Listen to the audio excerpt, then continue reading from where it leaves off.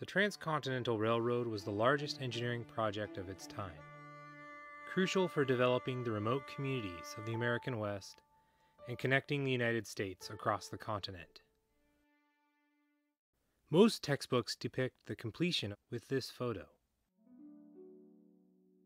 The ceremonial photo on May 10, 1869 at Promontory Pass, Utah, portrayed the railroad as a symbol of American unity in the twilight of the Civil War. But the photo omits the lives and contributions of some 12,000 to 15,000 Chinese laborers who built the line. We know little about the individual Chinese workers on the railroad. To date, no letter of Chinese railroad workers on the transcontinental line has been found, either in the United States or in China. But a plethora of photos helps us remember that each worker had their own individual dreams and stories. We should not forget their work and their stories. Experiencing struggle, violence, and persistence, their stories represent railways to the dreamland. By the time of the ceremony that celebrated this engineering marvel, almost all of the Chinese workers were dismissed, and the few that remained were not included in the official celebration. This photo actually shows the Chinese workers who laid the final tracks, connecting the Union Pacific to the Central Pacific to connect the continent. Ging Kui, Wang Fuk, and Li Shao, 3 of 8 Chinese workers who put the last rail in place, were later recognized at the 50th anniversary celebration of the completion of the Transcontinental Railroad in Ogden, Utah in 1919. They were the last 3 still alive and were working as laborers, at this time for the Southern Pacific Railroad. Between 1864 and 1869, the Central Pacific Railroad employed between 12,000 to 15,000 Chinese laborers. Thousands more worked for other rail companies after, building railroads across all of North America. Most of the railroad workers were Cantonese, coming from rural villages in the Pearl River Delta region of China's Guangdong province. War and political destabilization in the 19th century greatly affected the Pearl River Delta. Driven by violence, poverty, and hunger, many Chinese dreamt of a better life in places far away. They were part of one of the largest diaspora groups in world history. Beginning in the late 18th century, 2.5 million people, mostly men, left southern China, traveling throughout the Pacific Rim. Leaving family behind, some men boarded ships for the American West. The arduous journey could take months. On a clear, crisp September morning, the mists lifted, and we sighted land for the first time. We had left the shores of Guangdong over 60 days before, to actually be at the golden gate of the land of our dreams. The western portion of the Transcontinental Railroad was called the Central Pacific, and it ran from Sacramento, California to Promontory Summit, Utah. It required enormous feats of engineering to cross the Sierra Nevada mountains of California. Chinese workers were essential labor in digging the massive cuts, in hand tunneling through granite mountains, in building snow sheds deep in winter snow, and in laying tracks in the blazing sun of the high desert. Without Chinese workers, it would be impossible to complete the western portion of this great national enterprise. Leland Stanford to President Andrew Johnson, 1865. Work on the Central Pacific Railroad began in 1863. The following year, most of the white workers walked off the job because it was too difficult. In 1864, the Central Pacific hired a few Chinese workers from nearby gold mines. They were so successful that by 1865, Chinese men were the majority of the construction workforce. Contractors hired Chinese workers for the lowest pay. The work was extremely difficult and dangerous. Some workers fell to their deaths, hanging off cliffs to hand drill and set explosives. When dynamite failed to explode, foremen sent Chinese workers to investigate, and many were killed or injured.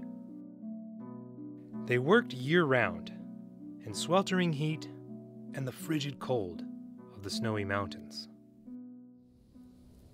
In many instances, our camps were carried away by snowslides, and men were buried, and many of them were not found until the snow melted next summer. A good many Chinese workers were frozen to death. To date, there is no accurate number of Chinese workers killed while working on the railroad. Chinese workers lived in separate camps from others. They varied in size from a few dozen to hundreds of workers along the line. They commonly had a Chinese cook and medicine healer.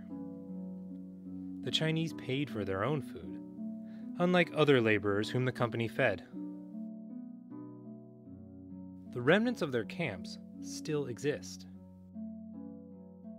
Artifacts like these, that were once held by Chinese workers in their camps, are now protected by state and federal laws. Most details of the workers are lost, but the artifacts they left behind reveal much about their lives building the railroad. In 1864, Chinese workers earned $26 a month for working 6 days a week, sunrise to sunset, half the pay that white workers earned. In 1867, the Chinese workers organized a strike by staying in their tents. They demanded $40 per month, a workday reduced from 11 to 10 hours, and shorter shifts digging in the cramped, dangerous tunnels.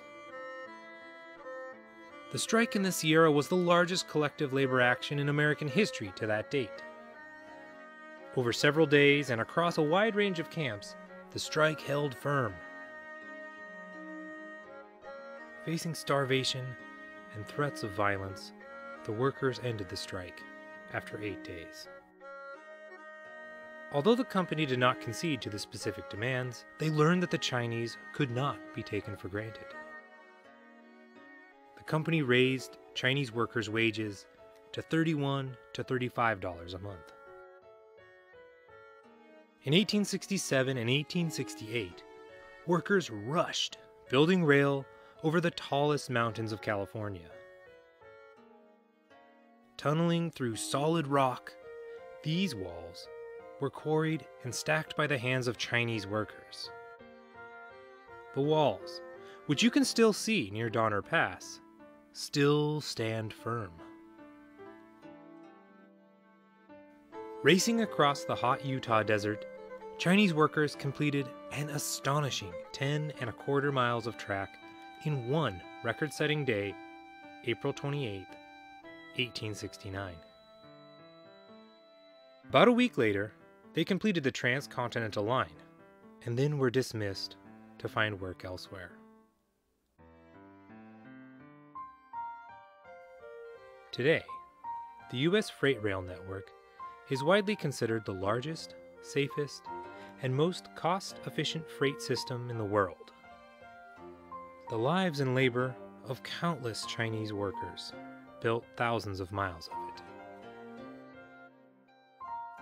After 1869, thousands more Chinese workers helped build at least 71 other rail lines across the United States and Canada. In 1870, the Northern Pacific Railroad hired 2,000 Chinese workers to build a line from Kalama, Washington to Tacoma. Small Chinese communities popped up across the continent, to support railroad and mine workers. Some had been successful enough to afford to bring their families to live in the United States. Many of the first Chinese Americans born in the United States were the children of railroad workers. Many dreamed of owning their own business. Some, like Chin Gi-hee, realized that dream. He went from railroad labor to become a successful entrepreneur in the Puget Sound.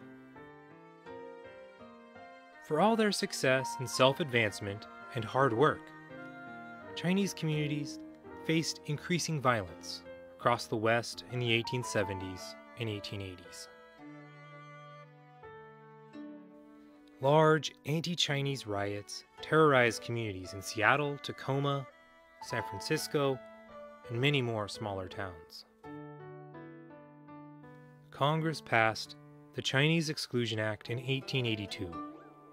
President Chester Arthur signed it the same year. This act provided an absolute 10-year ban on Chinese laborers immigrating to the United States. It was the first time U.S. law had ever prohibited entry of an ethnic group on the premise that, quote, it endangered the good order of certain localities.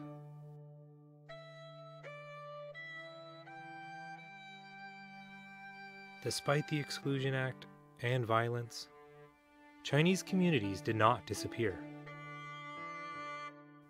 Rather, they worked together and continued to build upon their dreams. The railroads symbolized a path to dream for Chinese immigrants and their children. The dream of being together again. The dream of owning your own business. The dream of the open road. The dream of flying higher. The dream of standing up for human rights.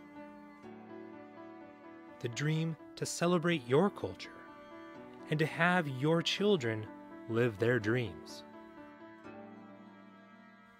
While most textbooks depict the Transcontinental Railroad with this photo,